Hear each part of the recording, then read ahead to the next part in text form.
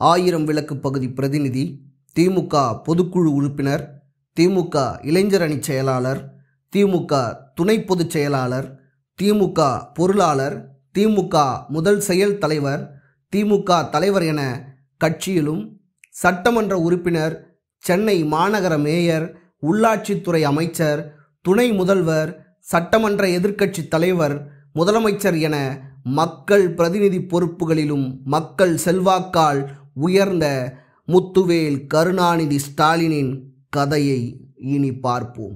1953ஆம் ஆண்டு மார்ச் 1ஆம் தேதி முன்னாள் முதலமைச்சர் கருணாநிதிக்கும் தயாளு அம்மாளுக்கும் இரண்டாவது மகனாக பிறந்தவர் முத்துவேல் கருணாநிதி ஸ்டாலின்.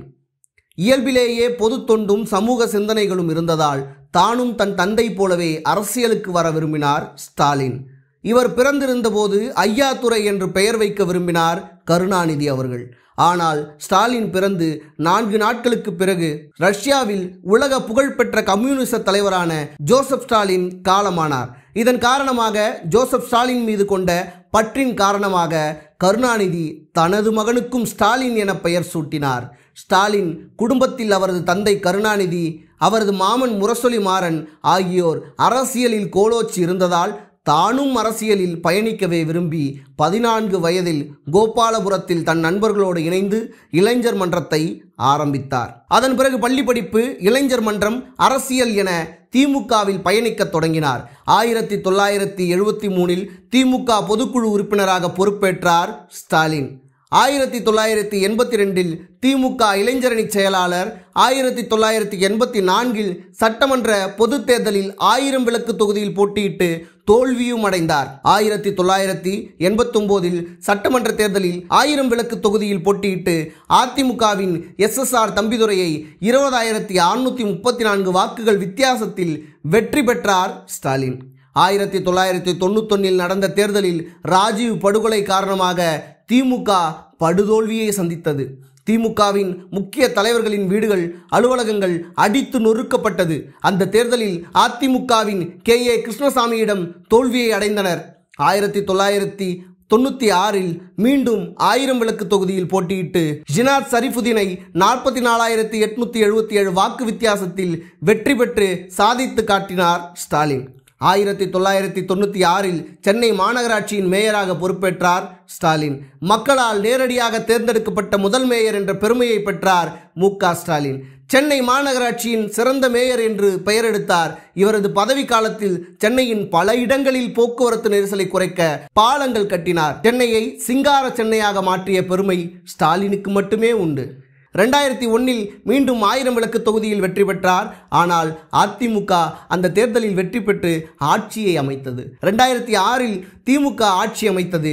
அப்போது முதன்முறையாக ஊரக வளர்ச்சி மற்றும் உள்ளாட்சித்துறை அமைச்சர் பதவியை ஏற்றார்.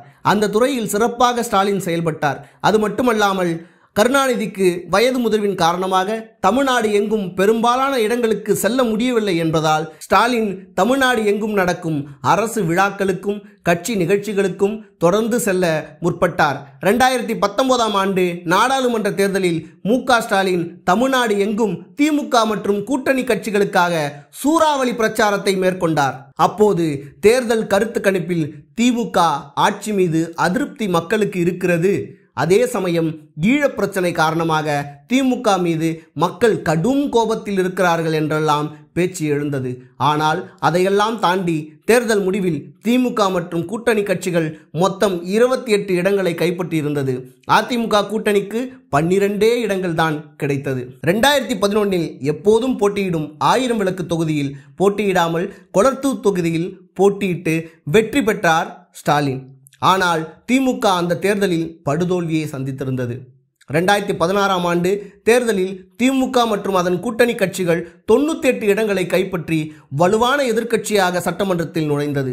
அந்த தேர்தலில் ஸ்டாலின் நடத்திய நமக்கு நாமே நடைபயண பிரச்சாரம் மக்களிடம் எடுபட்டது.